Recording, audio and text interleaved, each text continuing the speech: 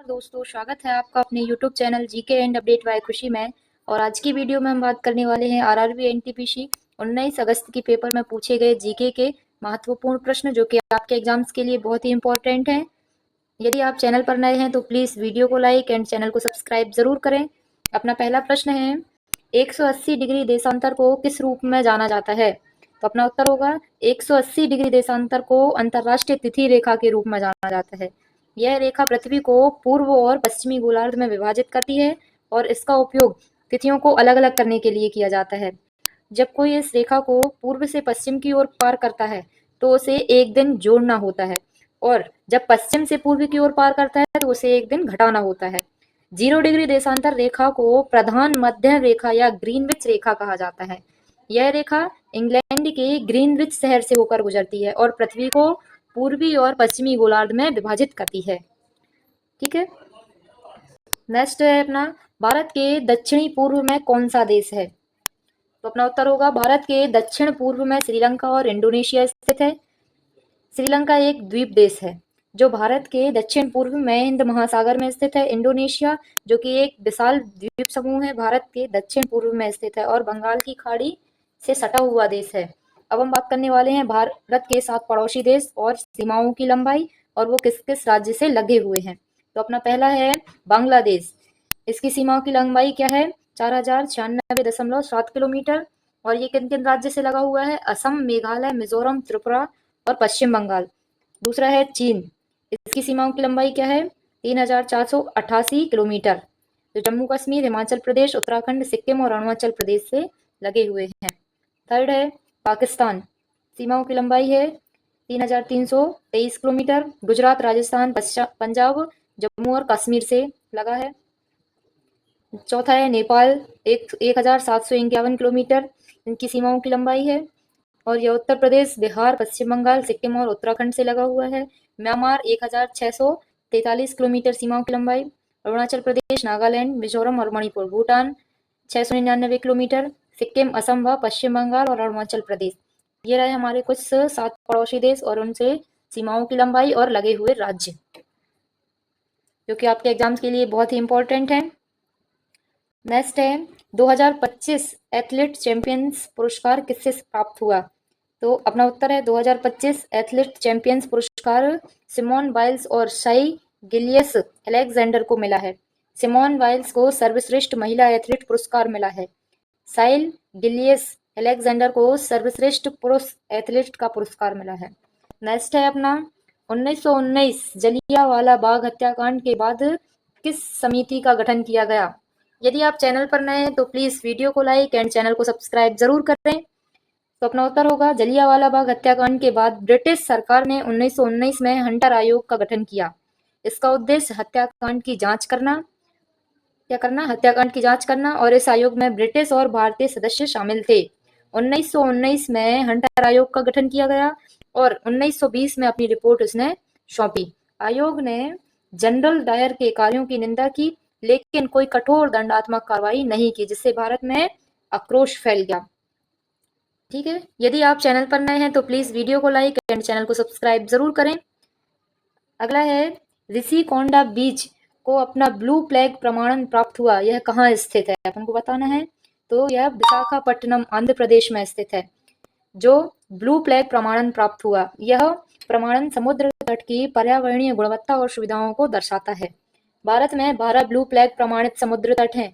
ये समुद्र तट अपनी प्राकृतिक सुंदरता, स्वच्छता और पर्यावरण अनुकूल प्रथाओं के लिए जाने जाते हैं। अब हम बात करने वाले हैं भारत के 12 ब्लू फ्लैग प्रमाणित समुद्र तट, जो कि आपके एग्जाम के लिए बहुत ही इंपॉर्टेंट है। पहला है गोल्डन बीच, जो कहाँ है? उड़ीसा में। दूसरा है शिवराजपुर बीच, गुजरात। कप्पड़ बीच, केरल। घोगला बीच, द्वीप। राधानगर बीच, अंडमान निकोबार। कसालकोट बीच, कर्नाटक। पुदुविद्री बीच, कर्नाटक। ऋषिकोंडा बीच, आंध्र प्रदेश। कोवलम बीच, तमिलनाडु।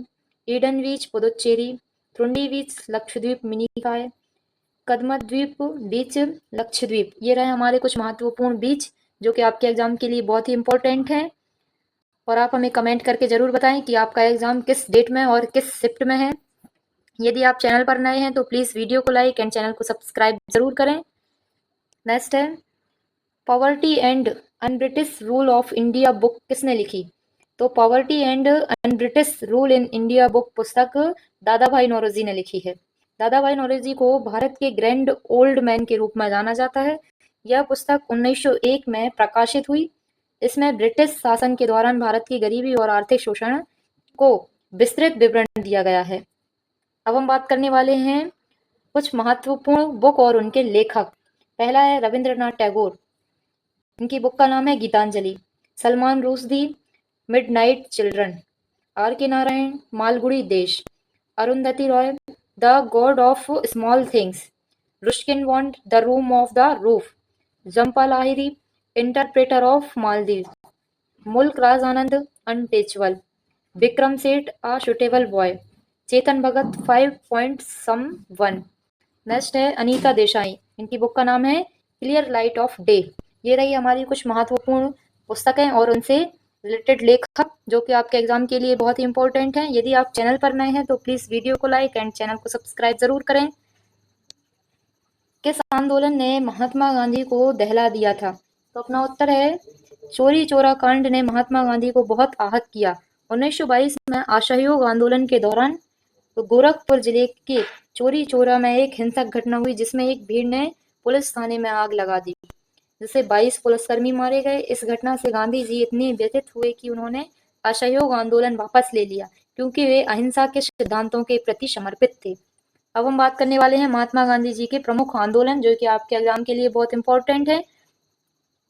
पहला है चंपारण सत्याग्रह जो कि 1917 में शुरू किया गया। यह गांधी जी द्वारा भारत में किया गया पहला सत्याग्रह था जो बिहार के चंपारण जिले में किसानों के अधिकारों के लिए था। दूसरा है असहयोग आंदोलन जो कि 1920 से 1922 तक चला। इस आंदोलन में ब्रिटिश सरकार के साथ सहयोग न करने की नीति अपनाई गई थी। थर्ड है सविनय अवज्ञा आंदोलन जिसे हम नमक सत्याग्रह भी कहते हैं। यह 1930 से शुरू किया गया। इस आंदोलन में नमक कानून तोड़ने के लिए दांडी मार्च किया गया था जो ब्रिटिश सरकार के नमक पर एक अधिकार के खिलाफ था। भारत छोड़ो आंदोलन जो कि 1942 से शुरू किया गया था। यह आंदोलन ब्रिटिश शासन को समाप्त करने और भारत को पूर्ण स्वतंत्रता दिलाने के लिए शुरू किया गया था। ये रहे महात्मा गांधी जी द्वारा कुछ महत्वपूर्ण आंदोलन जो कि आपके एग्जाम के लिए बहुत इंपॉर्टेंट है। और इससे असहयोग आंदोलन जो कि इस 19 अगस्त की परीक्षा में पूछा गया यह आंदोलन है जो कि आपके एग्जाम के लिए बहुत महत्वपूर्ण है। नेक्स्ट है 61वां संविधान संशोधन किससे संबंधित है? तो इसका उत्तर होगा 61वें संविधान संशोधन का संबंध मतदान की आयु को 21 वर्ष से घटाकर 18 वर्ष करने से है। पहले मतदान की आयु कितनी थी? 21 वर्ष, लेकिन 61वें संविधान संशोधन से क्या हुआ? उनकी आयु कितनी हो गई? 18 वर्ष कर दी गई है। यह संशोधन 1988 में किया गया और 1989 में लागू हुआ। इस संशोधन के माध्यम से संविधान के अनुच्छेद 326 में संशोधन किया गया था जो लोकसभा और विधानसभा चुनावों में वयस्क मताधिकार से संबंधित है। अब हम बात करने वाले हैं कुछ महत्वपूर्ण संविधान संशोधन। यह वीडियो बहुत लंबी होने वाली है पर आपके लिए बहुत हेल्पफुल होने वाली है। तो पहला संविधान संशोधन है 1951 में किया गया।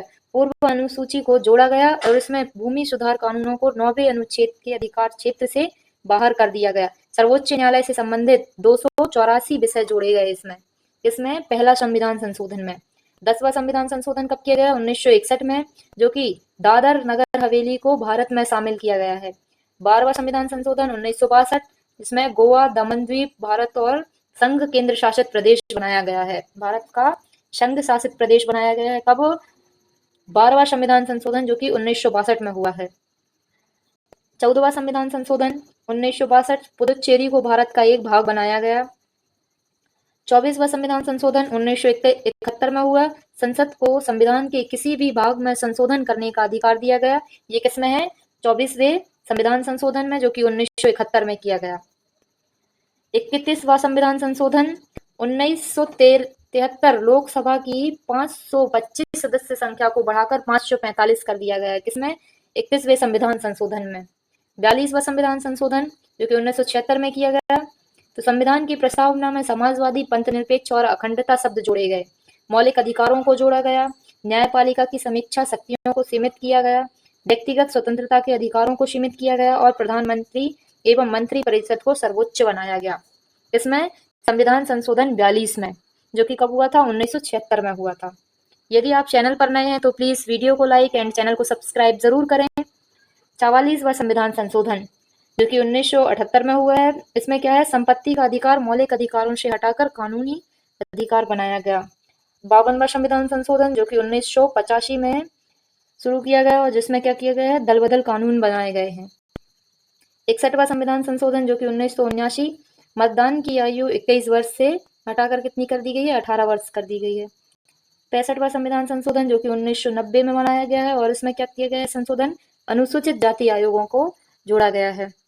यदि आप चैनल पर नए हैं तो प्लीज वीडियो को लाइक एंड चैनल को सब्सक्राइब जरूर करें। नेक्स्ट है 69वां संविधान संशोधन जो कि 1951 की दिल्ली विधानसभा का गठन किया गया है। 73वां संविधान संशोधन जो कि 1993 में किया गया, पंचायती राज से संबंधित है और 11वीं अनुसूची जोड़ी गई है। 74वां संविधान संशोधन 1993 में किया गया, नगर निकाय से संबंधित है और इसमें 12वीं अनुसूची जोड़ी गई है। 86वां संविधान संशोधन जो कि 2002 में किया गया है, इसमें 6 से 14 वर्ष की आयु तक की शिक्षा अनिवार्य की गई है। 89वां संविधान संशोधन 2003 जिसमें अनुसूचित जनजाति आयोग की व्यवस्था की गई है। 91वां संविधान संशोधन जो कि 2003 मंत्री परिषद की संख्या अधिकतम संसद सदस्य की संख्या कितनी गई है? 15% अधिक नहीं होनी चाहिए। इसमें किया गया है 91वें संविधान संशोधन में जो कि 2003 में किया गया है। 97वें संविधान संशोधन जो कि 2011 में हुआ है, सहकारिता को मूल अधिकारों में शामिल किया गया है। 101वां संविधान संशोधन जो कि 2016 में हुआ है जिसमें जीएसटी लागू की गई है।